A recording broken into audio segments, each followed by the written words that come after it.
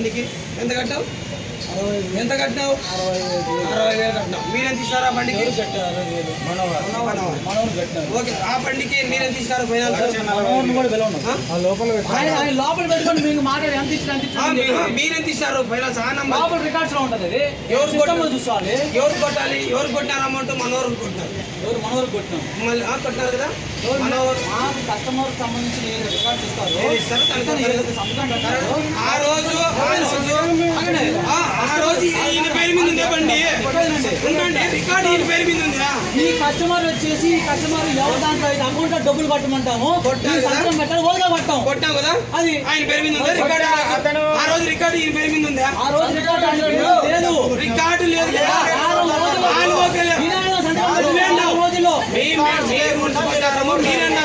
వారం రోజుల్లో పేమెంట్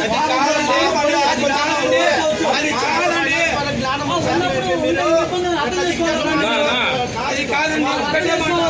ఒకటే మాట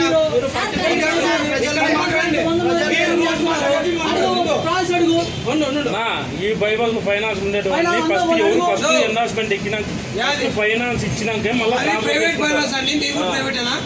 మీకు ప్రైవేటేనా? ప్రైవేట్ ఫైనాన్స్ ఇది రికార్డ్ ఇద్దామా ప్రైవేట్ కాదని? జనవరిలో అయింది. శ్రీరామ్తో టైప్ కాలేదా? శ్రీరామ్తో టైప్ అయింది. ఆర్బీఐతో టైప్ కాలేదా? అప్పుడు వాళ్ళు ఏమో తెలియకుండా డబ్బులు కొట్టేస్తారా? అట్లా ఆర్బీఐతో టైప్ కదా. ఆర్బీఐతో చెప్పింది కదా. అవునండి, మీరు రికార్డు ఆల్ఓకే ఉంటే ఫైనాన్స్ ఇస్తామంటున్నారు. ఆ రోజు ₹1 మీద పడి లేదు. రికార్డు ఆల్ఓకే అన్నప్పుడు మేము ఇస్తామన్నా చెప్పారండి. మైండ్ ట్రాన్స్ఫర్ కాకుండా మీరు ఎట్లా డబ్బులు కొట్టారు? 2 రోజులు అంటే మీరే డబ్బులు కొడతారు, మీరే సీజింగ్ చేస్తారు. తర్వాత పేదోడు అంటే ఆ పేదోడికి ఇబ్బంది పడకూడదనే కదా మేము కొట్టింది.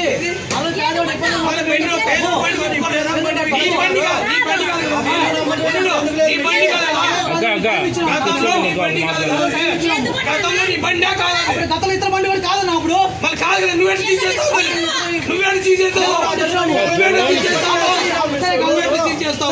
అంటే దొంగ బళ్ళకి ఇస్తావు ఫైనాన్స్? దొంగ బళ్ళకి ఇస్తావా? సరే చెప్పేది. ఇప్పుడు అప్పుడు మా బండి కాదు కదా. ఇప్పుడు ఇతను కూడా బండి కాదు, పేరు మారలేదు కాబట్టి ఇతను కూడా కాదు.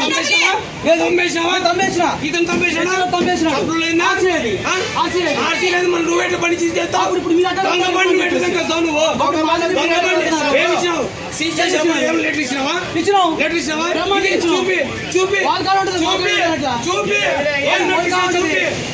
బండి సీజ్ చేసినావా? కాదు, ఇచ్చినట్టు మీతో కూడా ఒకటి ఉండాలి కదా, మీతో కూడా ఒక కాపీ ఉండాలి కదా ఇచ్చినట్టుగా.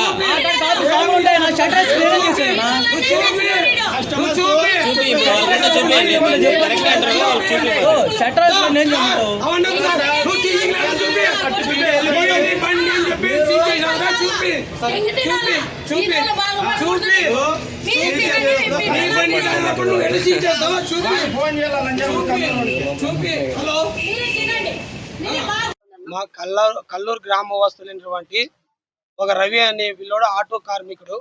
ఈ రవి ఒక ప్రైవేట్ వ్యక్తి దగ్గర ఒక ఆటో 60,000 రూపాయలు 50,000 రూపాయలు ఆ రోజు కట్టి ఒక ఆటో తీసుకోవడం జరిగింది. ఆ ఆటోకి ఆల్రెడీ ఆ ఆటో ఓనరు మరణించడం జరిగింది. మరణించిన తర్వాత ఆటో ఇతను అడ్వాన్స్ కట్టి తీసుకున్న తర్వాత ఆ ఆటో రికార్డ్స్ అనేది ఇతని మీద పేరు మారడం లేదు.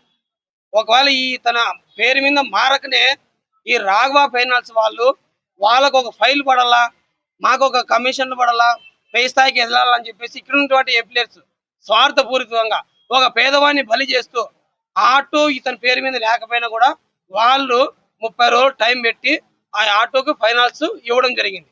ఆ ఆటో ఫైనాన్స్ ఇచ్చిన తర్వాత ఇక్కడ అమ్మిన వ్యక్తికి డబ్బులు కొట్టారు, కొనుక్కున్న వ్యక్తికి మోసం చేశారు.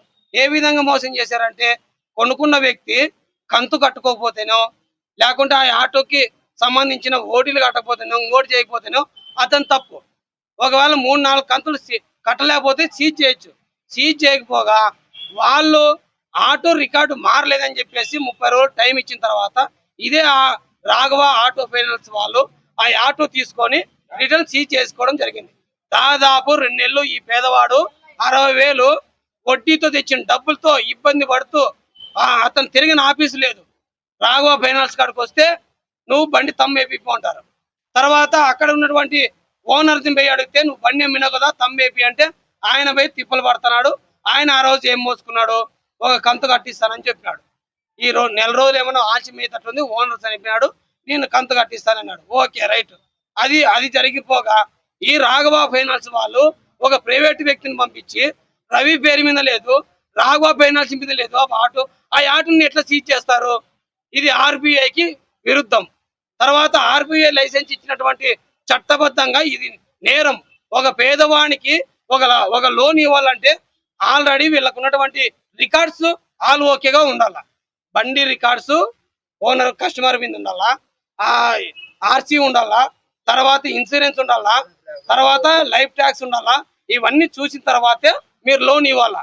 కానీ అవన్నీ చూసుకోకుండా మీకేదో ఫైల్ పడితే ఇది జరిగిపోతుందని చెప్పి తాత్కాలికంగా స్వలాభం కోసం ఫైనాన్స్ చేసిన తర్వాత మళ్ళీ నెల తిరక్కనే ఓనర్తో పీకచ్చుకొని ఆ కస్టమర్ని ఇబ్బంది పెడుతూ ఈ విధంగా స్వార్థపూరితంగా వడ్డీ వ్యాపారస్తులు పీడిస్తున్నటువంటి ఈ పేద వర్గాలకి ఏదైతే ఆర్బీఐ ఉందో, ఏదైతే చట్టం ఉందో, ఈ రాఘవ ఫైనాన్స్ సీజ్ చేయాలా. ఈ రాఘవ ఫైనాన్స్ చేస్తున్నటువంటి దందాలని బయట తీయాలా.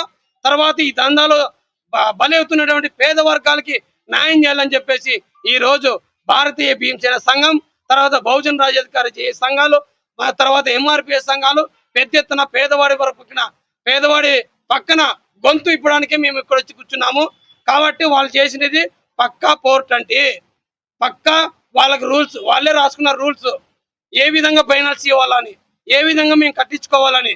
కాబట్టి అలాంటి ఆర్బీఐకి మోసం చేస్తూ, అక్రమ వడ్డీలు చేస్తూ, చక్ర వడ్డీలు వసూలు చేస్తూ ఈ విధంగా పేద వర్గాల రక్తం పీడుస్తున్నటువంటి ఇలాంటి దుర్మార్గమైన ఫైనాన్స్ని మనం సీజ్ చేయాలా. ఈ పేద వర్గాలకు జరుగుతున్నటువంటి దోపిడీని అరికట్టాలని చెప్పేసి మేము ఇక్కడ ఉన్నటువంటి రాఘవ ఫైనాన్స్ దగ్గర ధర్మయుద్ధంగా ధర్మప్రదంగా షట్టర్ దించి మేము ధర్నా చేస్తున్నాం. ఇంతే మేడం. ఓకే.